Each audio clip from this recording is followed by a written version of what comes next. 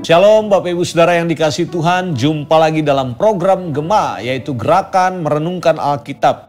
Saya percaya setiap firman yang kita dengar tiap-tiap hari akan selalu memberikan kekuatan dalam kehidupan kita. Bukan cuma sekedar kita nonton acara ini dan kemudian kita berkomentar dan seterusnya. Tetapi saya percaya firman yang datang tiap-tiap hari buat hidup saudara dan saya akan mengubah hidup kita. Mari siapkan hati dan pikiran kita untuk membaca dan merenungkan firman Tuhan. Dan hari ini akan kita lihat dalam kitab Keluaran pasalnya yang ke-17 ayatnya yang pertama hingga yang ketiga. Keluaran pasalnya yang ke-17 ayatnya yang pertama hingga yang ketiga. Demikian kata firman Tuhan. Kemudian berangkatlah segenap jemaah Israel dari padang gurun Sin, berjalan dari tempat persinggahan ke tempat persinggahan, sesuai dengan titah Tuhan. Lalu berkemahlah mereka di Rafidim, tetapi di sana tidak ada air untuk diminum bangsa itu. Jadi mulailah mereka itu bertengkar dengan Musa. Kata mereka, berikanlah air kepada kami supaya kami dapat minum. Tetapi Musa berkata kepada mereka, mengapakah kamu bertengkar dengan aku? Mengapakah kamu mencobai Tuhan?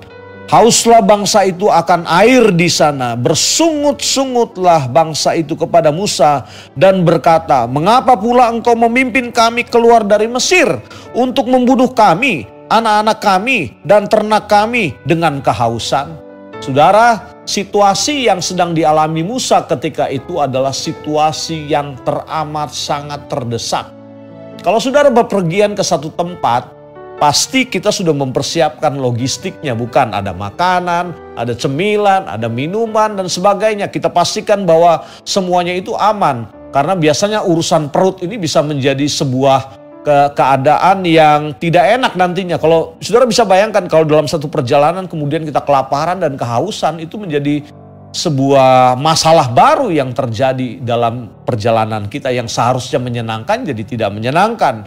Dan ini terjadi ketika Tuhan sedang membawa jemaat atau umat Israel ke satu tempat yang namanya padang gurun Sin. Dan mereka berkemah di satu tempat, satu lokasi yang namanya Rafidim. Dan naasnya ketika dibawa ke daerah itu tidak ada air. Saudara bisa bayangkan ketika Musa memimpin umat Israel ini yang kira-kira hampir 2 juta orang. Berarti ada 2 juta keinginan, ada 2 juta kemauan, dan ada 2 juta kepala yang harus ditundukkan dalam satu otoritas yang dipimpin oleh Musa. Tidak mudah saudara-saudara. Dan Musa ketika itu terdesak. Apa jadinya ketika seluruh orang berkata, Musa, ngapain kamu bawa kita ke sini, ke satu tempat yang gak ada air? Kamu mau bikin kita nih pada mati? Oke, misalnya saya bisa bertahan dengan orang-orang yang lain, tetapi anak-anak saya, ternak saya bagaimana? Kamu mau bikin saya mati? Makanya bertengkar saudara orang-orang itu kepada Musa.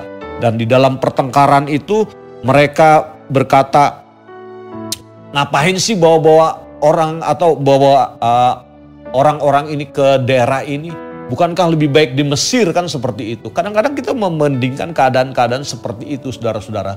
Tetapi ini menjadi satu peringatan bagi kita semua tentunya. Apa yang sudah terjadi dalam bangsa Israel itu merupakan satu peristiwa untuk supaya kita tidak lagi mengulangi di masa hidup di mana kita sekarang ini ada. Paulus pernah menuliskan bahwa apa yang terjadi buat bangsa Israel menjadi peringatan bagi kita untuk tidak lagi mengulangi apa yang terjadi di waktu yang lalu. Mungkin orang boleh berkata bahwa ya sejarah selalu akan berulang, itu pendapat orang. Tetapi di dalam Tuhan, apa-apa yang sudah terjadi di masa yang lalu hendaknya menjadi satu peringatan bagi kita untuk tidak lagi mengulanginya. Di dalam keadaan-keadaan yang terdesak, jangan pernah mencari kambing hitam, jangan pernah mempersalahkan siapa-siapa.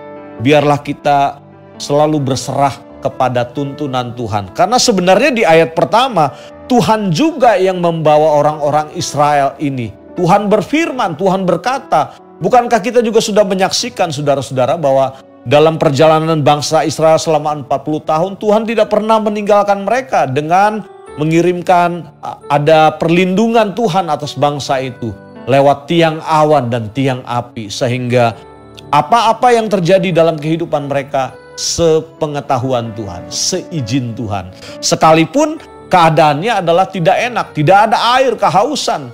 Tetapi nanti di akhirnya selalu happy ending. Dan selalu endingnya itu selalu happy kalau kita selalu bersama-sama dengan Tuhan. Maka pastikanlah jangan mempersalahkan keadaan. Kalau hari-hari ini mungkin keluargamu, suamimu, istrimu dalam keadaan yang sedang terdesak. Seperti orang yang kehabisan air, marah-marah sana sini, mempersalahkan siapa-siapa, mempersalahkan keadaan.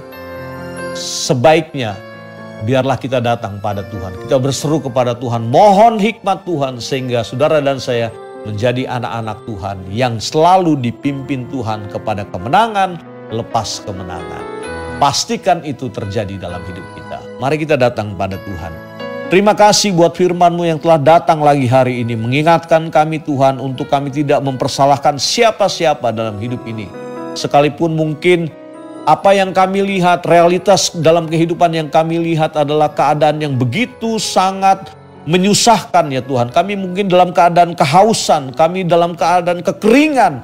Tetapi kami percaya di semua situasi Tuhan beracara dalam kehidupan kami. Nyatakan kemuliaan bagi kami semua Bapa, untuk kami tidak goyah sehingga iman kami gampang goyah, tergerus dengan keadaan, tergerus dengan situasi. Kiranya Roh Kudus memberikan kekuatan bagi semua kami yang mendengarkan program ini. Terima kasih Tuhan, berkat-Mu atas umat-Mu, terpujilah nama-Mu kekal selama-lamanya. Dalam nama Yesus, haleluya, amin. Tuhan berkati kita semua.